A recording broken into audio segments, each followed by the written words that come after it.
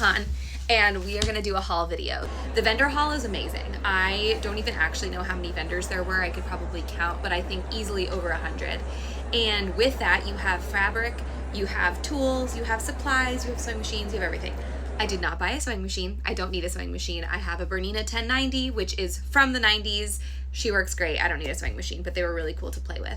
So we're gonna go through everything I purchased, all of my trappings, and then I will talk about all of the giveaways that I personally did and the things I got as a result, and I didn't even do half of them. Okay, so first things first, let's talk about all of the patterns and kits that I bought. So first pattern is the Sun Patch crossbody bag. I thought this was so stinking cute, and I got enough charm packs to do a patchwork one like this. I saw it hanging and I was like, need to have it. The next one I got, I am a Noodlehead fan. If you've been following me for a while, you know most of what I make in terms of bags is Noodlehead, a Noodlehead pattern. I did not have this one yet, but really the mini on the back is what I'm in it for, and I got a kit to do that. Where is the kit? Oh, it's here. Oh no, that's not. Actually, did I get a kit? Maybe. We'll find out together once we go through this.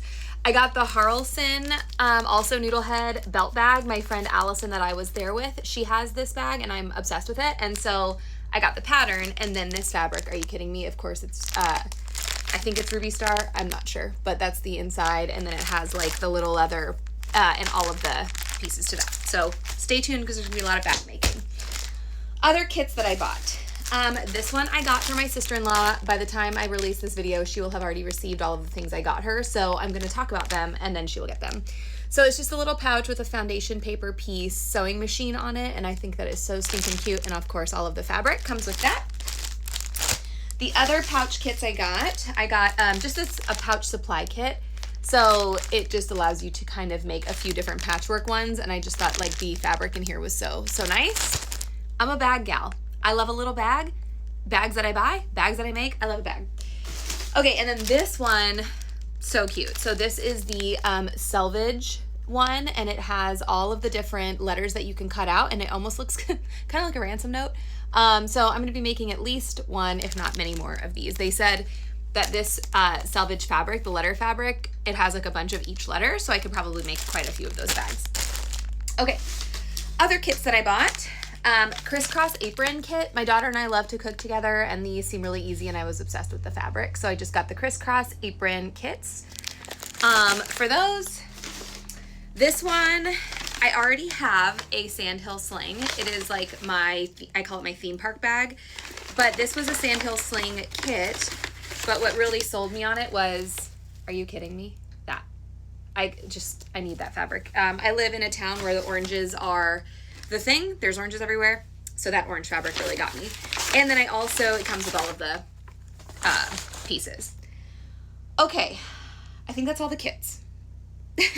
Okay, next up we have, let's do just like the little stuff. So I had pre-ordered my stuff from the event. So I got the QuiltCon t-shirt because it's, so stinking cute, of course. And what came with that as well, and this has all of my like workshop stuff in it still, was the tote bag. This saved my life because I had to use this every single day. I was carrying so much stuff to and from the workshops, on and off the show floor, and then everything I bought. Okay, now let's talk little stuff. I needed a thimble for class. I bought a Clover thimble. I needed sewing glue for a class. I bought sewing glue. But then the little stuff. So I got this pin and it is a color wheel and it moves so that I can, obviously when I'm like doing color mapping, I can just have that at the ready. I got this set for my sister-in-law, little just charms. I think they're so cute. I got these sets for probably just me. I don't know, we'll see, but I'm obsessed with them. I got this patch that said sewing and swearing forever. If you know me, I design crochet patterns with swear words on them. So of course I sew, I swear, I love it. Okay, I think that's all the little stuff. Now let's talk fabric. What is this fabric? This one's called the Best Day Ever panel. It's Ruby Star. Turns out I'm a Ruby Star girl. All of my friends knew that about me. I learned that about myself on this trip. Probably no surprise if you know what I'm talking about. So that's just a panel. This panel, I don't even know what this is, but these were like extras and I'm gonna make little stuffies for my kids, and my husband is a musician. So I'm also going to cut out specifically the unicorn for him and do like a little quilted wall hanging. So I just thought that was so cute, and it was cheap. I got 3 yards of this to bind quilts and wall hangings with. I got one for my sister-in-law and one for me of the Selvage Magic. We were looking for it, and so she does not know this is coming. I FaceTimed her during the show, and we shopped together. So these are for her. These are the Ruby Star stars. She wanted a little fat quarter of each, so I got her those. Some of this is hers, some of this is mine. This is hers. She really liked this one. Also, all of this is Ruby Star. She wanted the honey bear. She was specifically looking for the honey bear, so we got that. We got 3 of these, and I say we because we're going to figure it out. There's one white one, like the teacups, and then the 2 blue ones, so we're just gonna find out who gets what. I think I picked this. I think this is for me. And I think this is also for me. Okay, more. I got 2 Ruby Star canvases of the strawberries. I'm gonna probably do some more sneakers out of those, I think, or a bag, not sure. And then I saw this little mini quilt. It was like all these fussy cut tiny quilts, and it was probably this big, and I just thought it would make such a cute wall hanging. So I bought some of the fabric packs to make that little fussy cut wall hanging. I just think that would be so fun to have.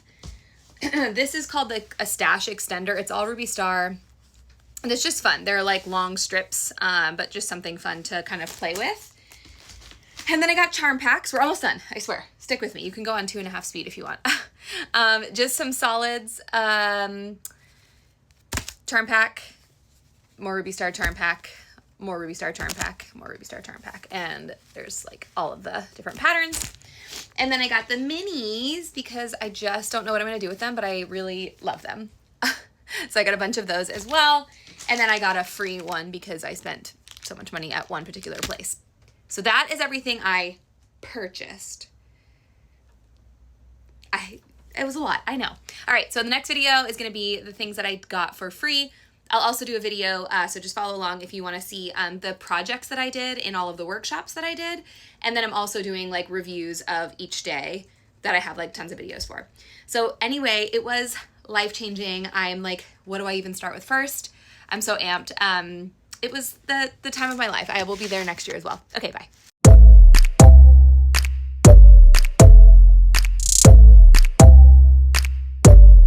We're going to talk about the things that I got for free. And a lot of them, as part of their booth activations, is that they do like these free things. So it might be something like spinning a wheel. It might be something like doing a make and take. And so, of course, their whole thing is to sell you something. I'm an easy sucker. However, you also get really cool free stuff. So I did a few of those. I did not even do half of them. Some people were waiting in line for quite a while to do some of the make and take. Some of them were better than others. Some of the giveaways were better than others. But it was great because you can still like walk away with some free stuff. So first things first, this was a giveaway, like a tote bag, which was pretty cool. And I had actually my friends, I had to go to a workshop and they waited in line for me to get that, which was really nice. This I will count as a giveaway. I spent so much money at this Freeman's Creative. Awesome store. They had their booth there, but they are local to North Carolina. They're in Durham. I loved them. I loved working, like they were so great.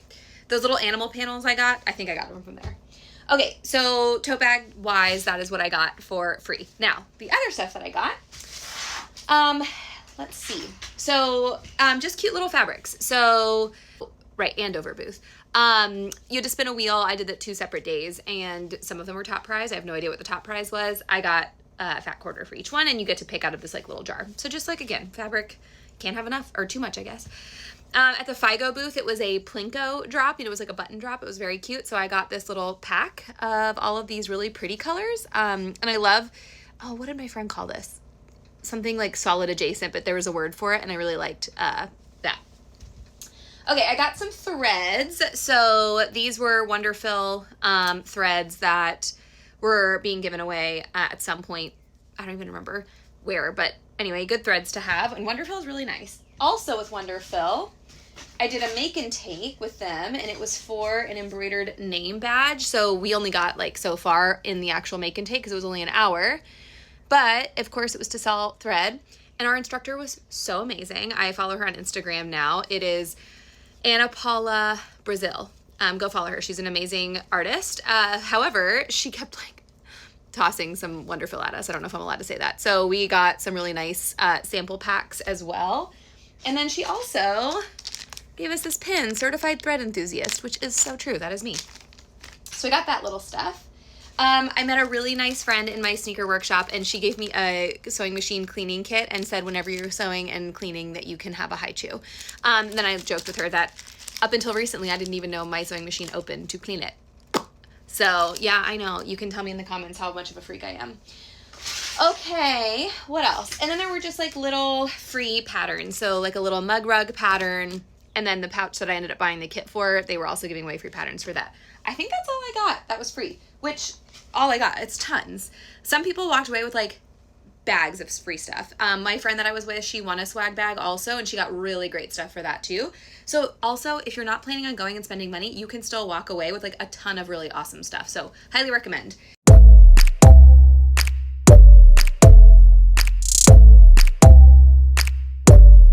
Let's talk about the workshops that I did. So I was super, super lucky, and I acknowledge that because I got a really good place in line on the day of registration, and I was able to get every workshop that I wanted. That is not the case for the majority of people. I recognize I went to a lot of workshops.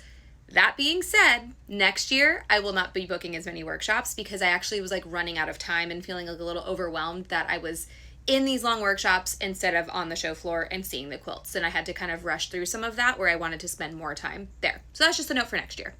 Okay, so the first workshop that I did was one that I am so excited for, and this was foundation paper piece design. I love foundation paper piecing. It is essentially like the only quilting I actually really enjoy doing because you don't have to measure. And I am a type B crafter. If you know me, you know that. I'm like, what is 1/8 of an inch? Absolutely not. So it was mastering foundation paper piece design, and it was with actually, if you know on Instagram, Quilt All the Things. She's one of my favorite designers. I've been following her for a long time, and then I was like fangirling that. I was like, oh my God, she's my instructor. So anyway, it was really cool. It was a pencil paper workshop, so we did not do any sewing in that class, and she truly taught us the foundations of like how to map foundation paper piecing when you're looking at shapes, and then getting into complexities around pictures and images. So for example, if you're going to do letters, how to make paper piece design. We really did a fun exercise with this lemon, which my printer made that look ugly, but you can see my work here. So it was a really incredible, awesome class, and one that I will 1000% be working on making my own patterns for, because I've tried once and I got close, but now that I have more of this like foundation, get it? I think I will be able to do the one I wanted to, which is a can of sardines. Anyway, so that same day, I went from that. I had a little bit of a break, and then I went to a 6-hour workshop. It was so it was actually like 9 hours. However, it was with an hour-and-a-half break for dinner. And that was the one that I was the most excited for, and the one that I will literally never shut up about. And it was the quilted sneaker workshop. So we had to do a little bit of prep. We did some pre-quilting, and then we were able to go into class and walk out of class with, I only had one walking out. I finished the next one that night in our Airbnb. I wore these for 2 days straight. They are some of the most comfortable sneakers I've ever worn. I'm not just like gassing myself up. Like, they are truly comfortable. It's because the soles are comfortable. Like, the quilting's fine. Don't look too closely because it's not perfect. But what I did was I had this old fabric. Turns out it's Ruby Star. Go figure. I had this old fabric, and I went ahead and quilted that. And on the inside, I used the same fabric with the scarab beetles that I used on the tongue. So I just thought those like went really, really nice together. And while we were in class, I binded it, of course, put the eyelets in, and then sewed it to the soles. And we needed every bit of that 6 hours to do so. And I still only finished one shoe at the time. However, I liked this so much. It is very hand intensive, just for the record. I liked this so much. I already bought 2 more sole kits that are on their way here now, so I can make more, because like, why not be insufferable with the fact that I can make my own shoes? The sneaker kit I got is from sneakerkit.eu. There's like a bunch of other options out there. The reason I got that one is because the holes in the sole are pre-punched. You don't have to punch your own, which again, it's a labor intensive, like on your hands project. So it was really fantastic. It was so fun. I'll never shut up about these. Okay. The next day, I went to another 6-hour workshop. Again, you can see my pattern here. It's like, oh, that's a lot. There's more. I went to a needle turn applique class. I am a novice quilter. I am a little more than novice sewer. So I really want to make sure that like I'm getting skills and seeing what I like and what I don't like.